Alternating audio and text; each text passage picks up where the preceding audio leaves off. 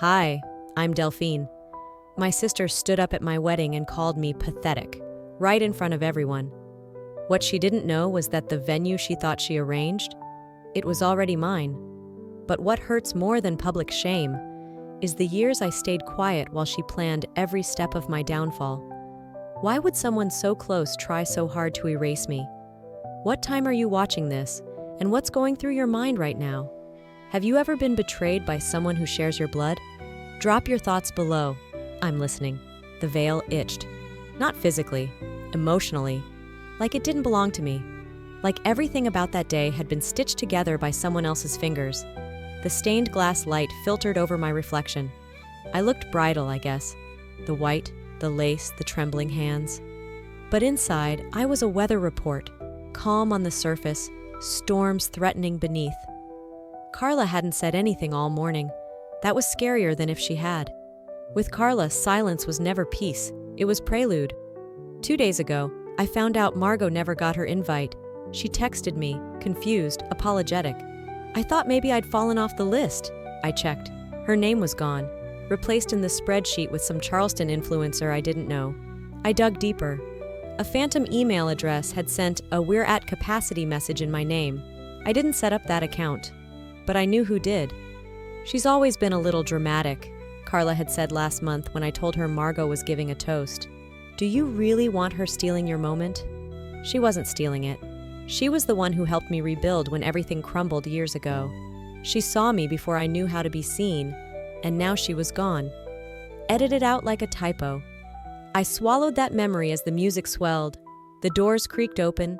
I walked down the aisle, measured, steady, aware of every eye in the room and the single one I feared most. Carla wore off-white, the same smug smile she used when she won something I didn't know we were competing for. Silas looked at me like I was enough, like all of this chaos still led to a calm he could live in. That's why I loved him. That's why I was still standing. The pastor spoke. If anyone here objects to this union, chairs shifted, shoes scraped tile. Carla stood. I object, she said, clear and polished like a rehearsed line. She's marrying a waiter. Gasps. One of her friends muttered, Jesus, Carla. She's throwing away her education, her future, her name, for someone who brings breadsticks for a living. Is this really who we are as a family? My heartbeat slowed. Not fast like panic, slow like resolve. Silas's jaw tightened, but he didn't speak. He didn't need to. Carla looked around, expecting validation. She found none. Then she stormed out. The silence after was heavier than her words. The pastor looked at me. I didn't look at him. I took Silas's hand and said, "Let's continue." And in that moment, something in me shifted, not snapped, solidified. You wanted a war, Carla? You've got one. 3 nights before the ceremony, I sat in my mother's dining room surrounded by floral china and people who thought they knew me. Carla poured sweet tea like she owned the table, wearing her charm like a veil, thin, translucent, and strategic. You know, she said lightly, Silas's mom used to clean houses. Isn't that humbling? It builds character. Forks paused midair. My Aunt Clara smiled politely, nodded. My uncle muttered something about simple roots. No one looked at me. I glanced at my mother. She stirred her coffee. Quietly.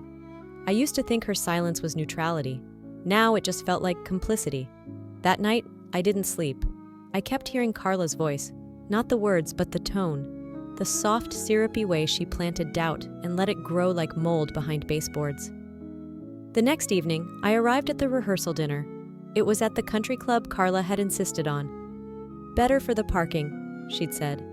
Better for her narrative, more like. A photography team was already set up. Tripods, bounce lights, digital monitors. None of them hired by me. I scanned the crowd.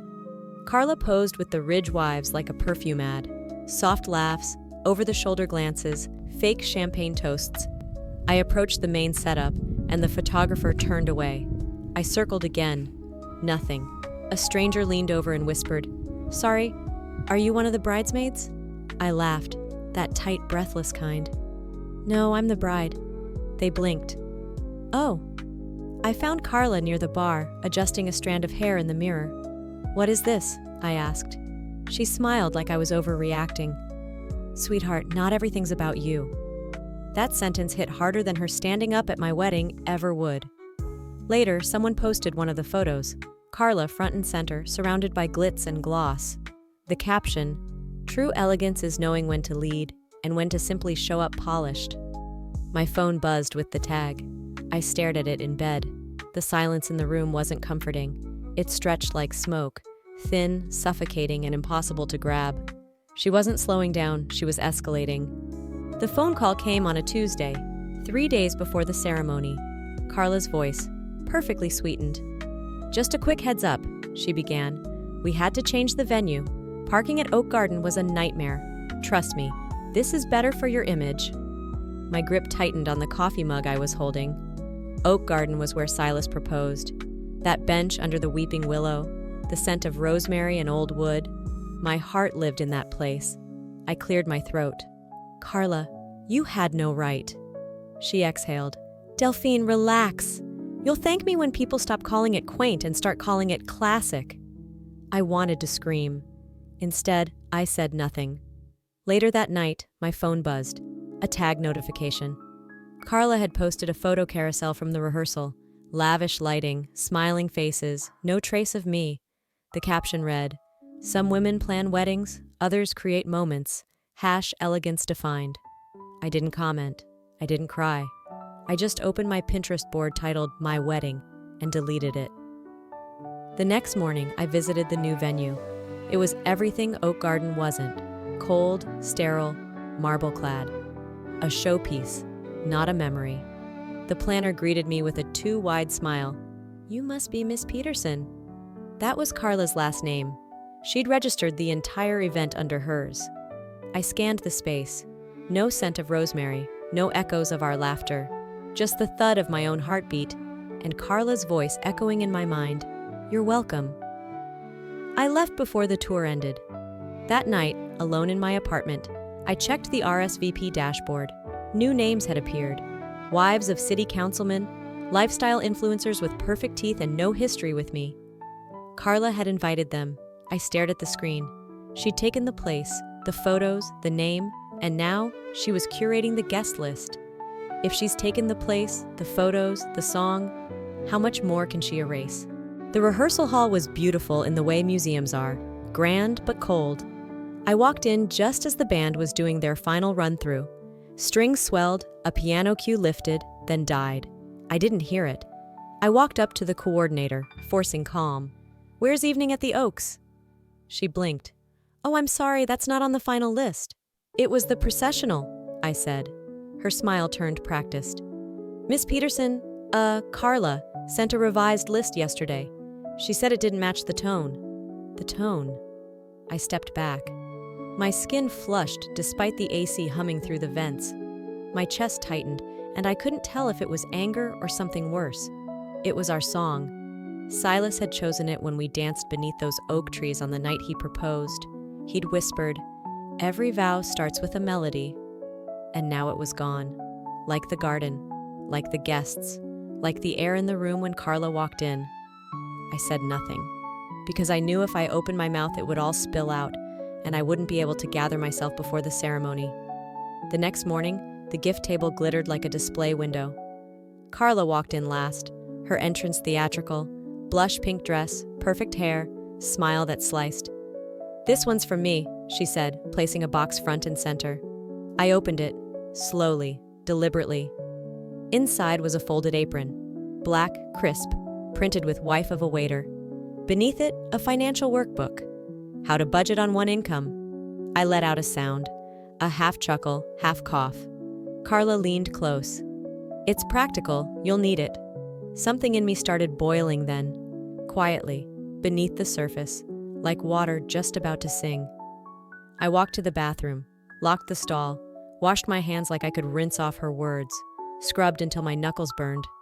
"Don't make a scene." That's what they'd always told me. Keep the peace, swallow it, be better. I stared at myself in the mirror, water running, my reflection warped in the fogged glass. The girl looking back wasn't breaking, she was clarifying. My phone buzzed. An airdrop? No name, I accepted it. The photo was sharp. Carla and the Ridgewives clinking glasses with the band. Champagne, laughter.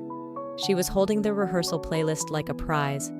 Caption overlaid, "No matter the bride, always control the vibe." I didn't throw the phone. I didn't scream, but my heart whispered something back. She's not trying to embarrass me. She's trying to erase me. The video came with no warning. Just a link and a text from an old coworker I hadn't spoken to in months. "Thought you should see this," she wrote. I tapped it.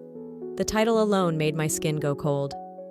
"Why Marrying Down Can Break You, a Case Study."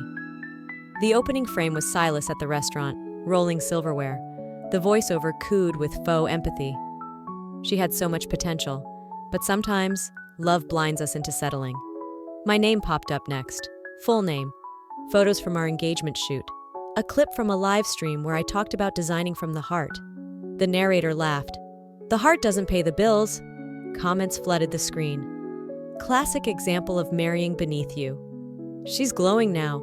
Let's check in 5 years." And right at the top, Carla's handle, liking replies.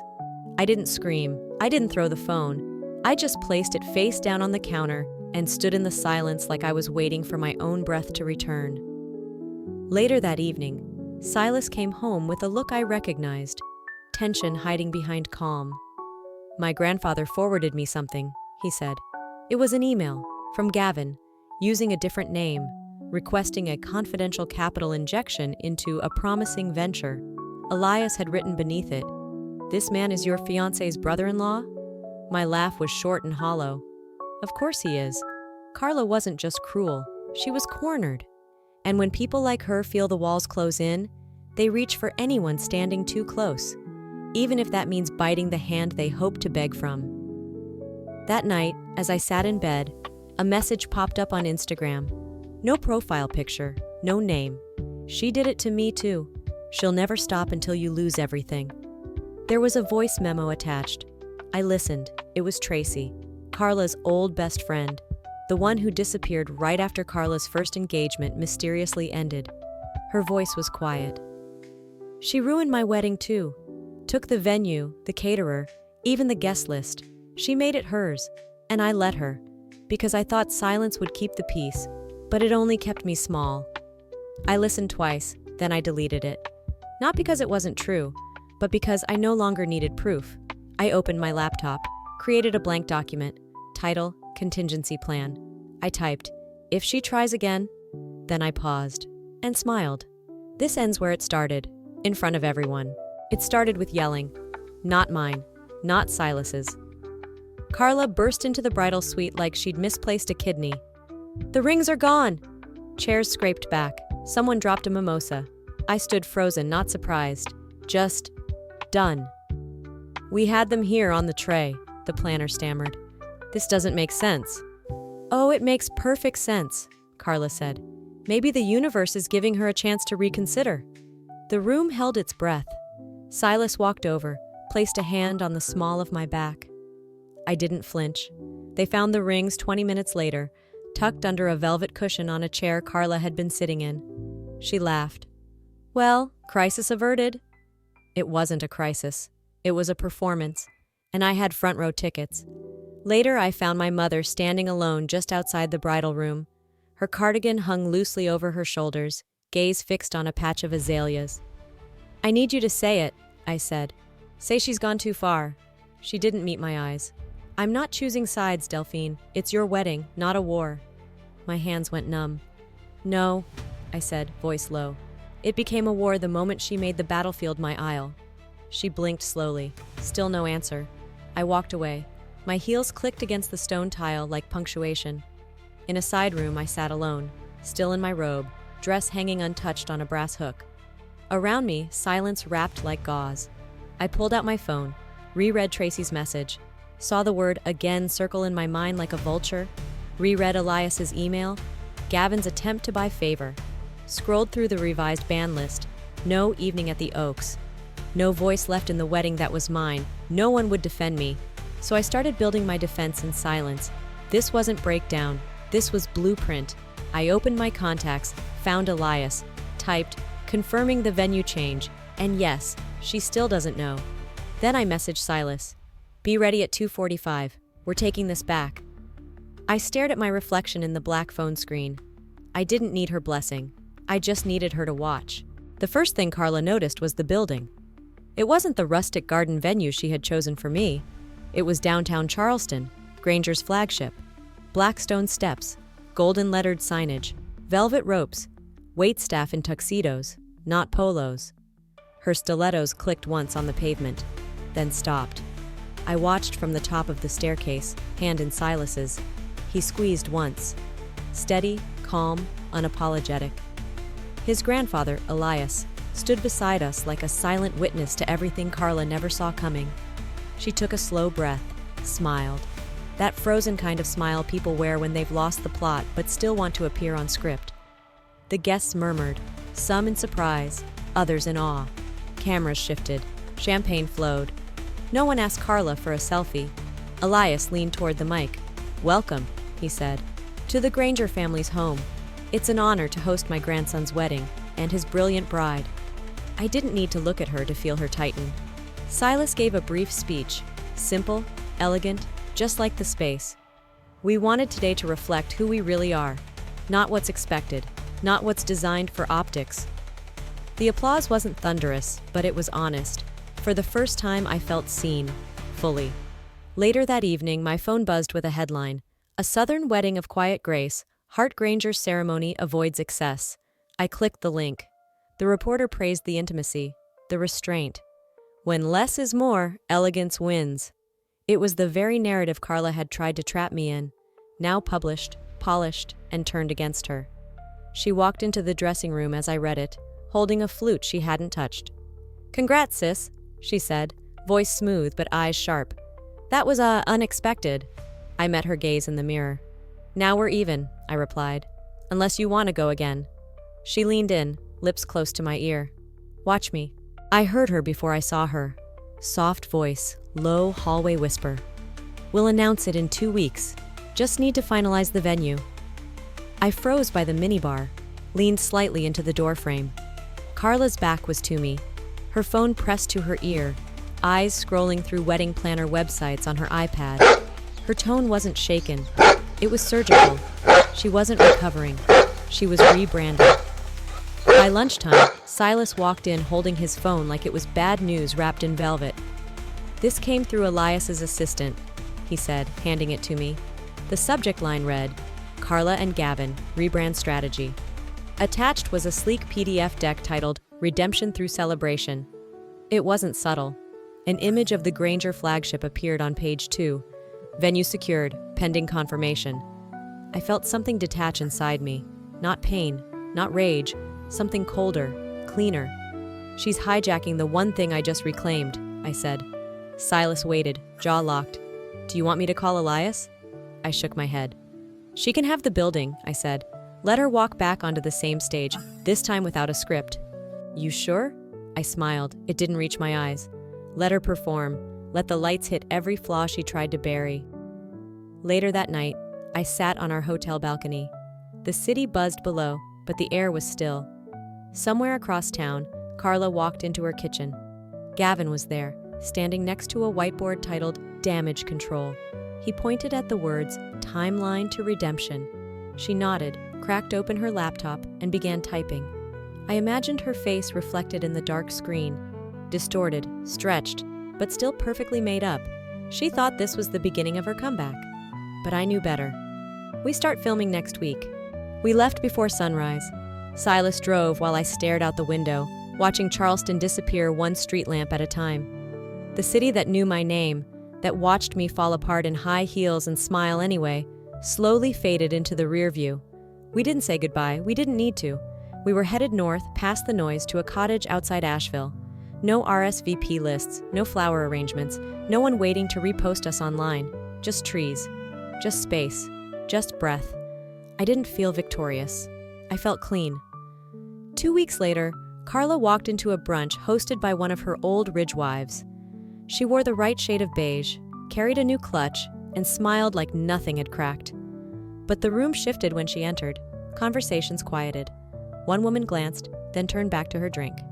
"She tried to stage a redemption wedding," someone whispered. "So sad." Carla sat at a table set for 8. No one joined her. Gavin didn't show. That evening, my phone rang. "Mom," the screen read. I let it ring until it stopped. Then I opened the last voicemail she sent. "She's still your sister, Delphine. You didn't have to humiliate her." I deleted it, not from anger, but because I no longer needed it to exist. That night, Silas and I unpacked the last box. We made tea. We lit a candle. In the quiet, I pulled out a new notebook. Cream cover, blank pages. I wrote, "You don't need to win. You just need to leave the game." Silas came behind me, wrapped his arms around my waist. No words, just presence. We watched the lake ripple in the wind, like breath pushing back against the world. I didn't turn around, and that, finally, was my revenge. Sometimes the loudest thing you can do is walk away. I spent years trying to earn peace in a room that only offered me performance. I stayed quiet to keep things calm, hoping silence would make them love me better. But all it did was teach them how far they could push without consequence. If you're watching this and wondering when enough is enough, let this be your answer. When someone keeps trying to erase you, the bravest thing you can do is become undeniable. What would happen if you stopped playing by the rules someone else wrote for your life? What would it feel like to finally take back your voice without raising it? If this story struck something in your heart, drop a 1 in the comments or tell me where you're watching from. And if you didn't connect with it, tell me why. Let's talk. Don't forget to subscribe to the channel if you want more stories that feel like truth told in a whisper. Your next chapter is yours to write. Make it loud, on your terms.